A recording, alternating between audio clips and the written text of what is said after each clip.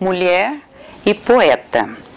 A mulher poeta sentia o audível som penetrar-lhe na orelha, enrolar-se em seu útero e materializar-se em palavra. E isso tudo desde que nascia.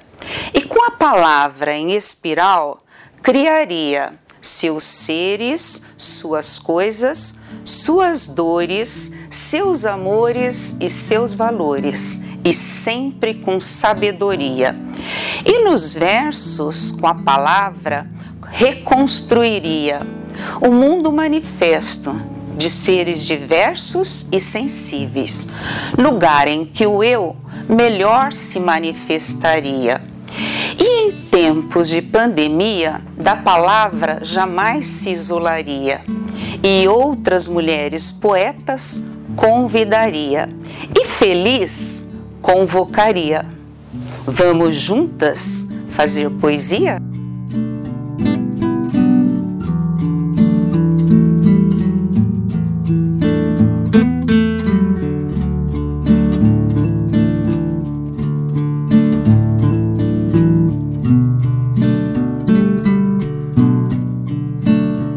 A antologia surgiu de uma conversa que eu tive com a Célia, que é autora também, em que nós estávamos as duas ansiosas, porque gostaríamos de publicar logo, mas sabíamos que ainda não tínhamos o suficiente, né, para isso. Aí surgiu a ideia da gente se reunir para publicar uma antologia, né? Foi assim que o livro Faces de Cronos, Vozes Femininas na Pandemia, nasceu. Nasceu do desejo de ter calor humano em pleno isolamento social. A princípio eu fiz um projeto, pensei na temática do tempo, porque era um assunto que era muito relevante naquele momento pós-pandemia, né? Todas nós estávamos aí pressionadas pela insegurança, pela instabilidade que a pandemia trouxe, essa sensação, todos esses sentimentos estavam ali mesmo, à flor da pele, né? E aí pensei em colocar Faces de Cronos, Vozes Femininas na Pandemia. Eu diria que são 6 faces de Cronos, 6 faces do tempo, né? O Cronos, esse deus devorador de tudo, né? E elas expressam justamente essa violência que a existência humana exerce sobre nós, né? Essa violência humana, assim, do tempo, mas não só do tempo, da periodicidade das coisas, noções de princípio e de fim, da doença. Então, aí é que tá, aí que a gente percebe a questão da pandemia ali, né? Se você for olhar para o livro de uma maneira datada. Mas não é um livro datado, não.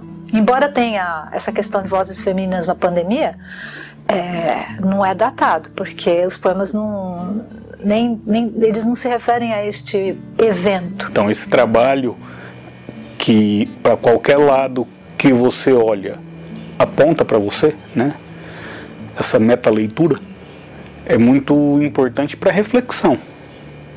Você tem ali desde poemas curtíssimos de 4 versos, uma estrofe só, até poemas quase que narrativos de 2 páginas, de autoras diferentes. A maior inspiração para mim foi justamente a alma. Inclusive eu queria, se você me permitir, eu queria citar um pensamento do Rumi, um pensador do século VIII, um mestre espiritual, que ele coloca como que a alma, ela sabe de tudo. A essência está na alma. E em tempos pandêmicos, muito foi a necessidade de nos desnudar, de fazer uma introspectiva e buscar dentro de nós mesmos o que poderia como um refúgio para nós mesmos, sentindo a dor do outro. Então, foi aonde eu me inspirei e desdobrei-me toda para buscar na alma as respostas, entender no silêncio, me aquietar. Então foi dessa maneira que eu me inspirei. Foi um derrame da alma.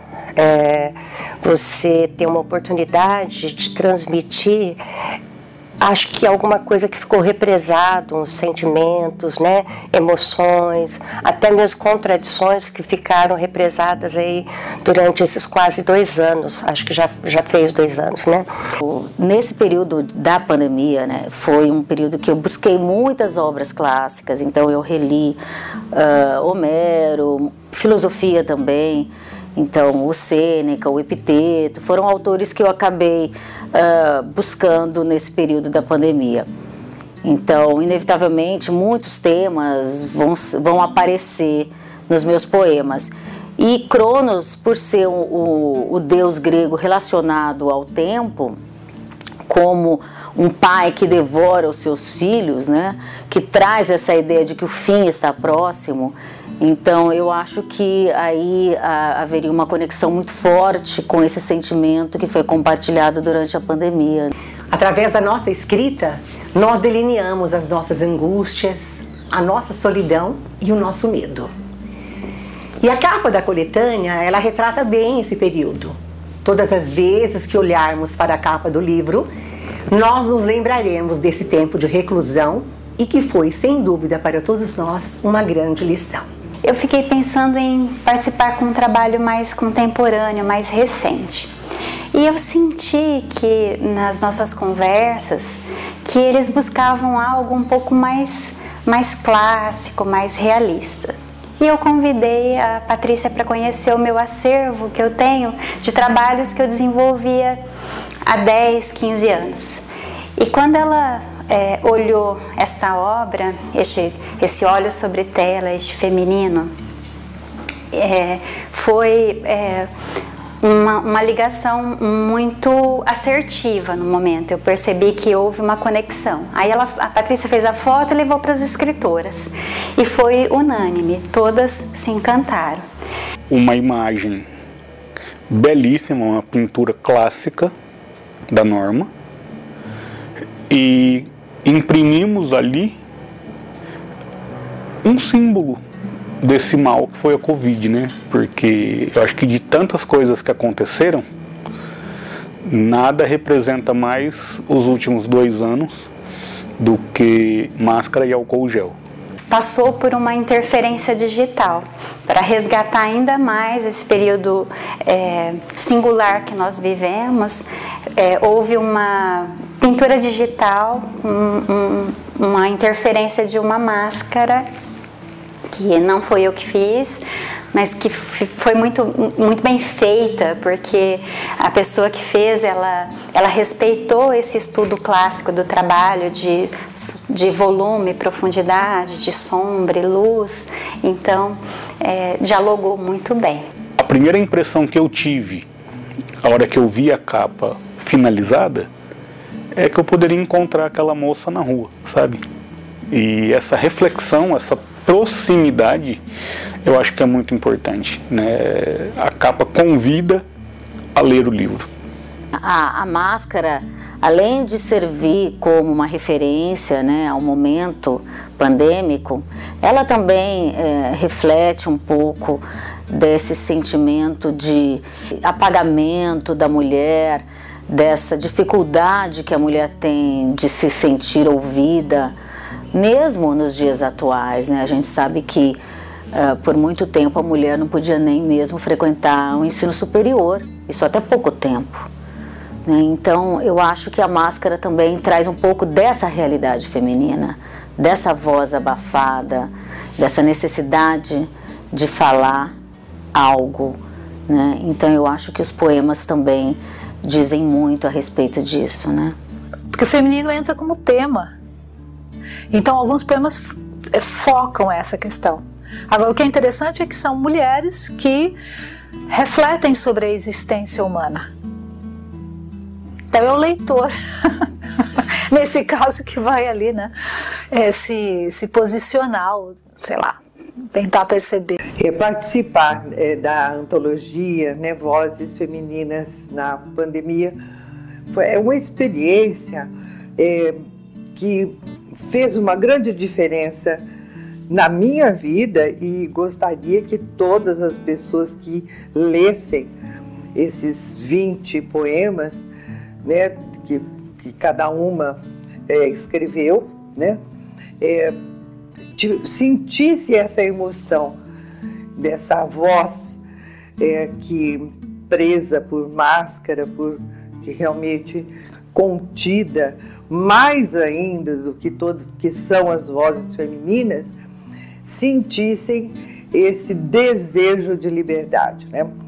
Eu acho que essa oportunidade que nós tivemos de participar dessa antologia foi essa experiência, não do direito ao grito, mas do direito a uma palavra nova, nem se for um sussurro, um gemido, mas em forma de poema. As vozes femininas, eu li as poesias das minhas colegas, que me honram muito de estar junto com elas nessa antologia.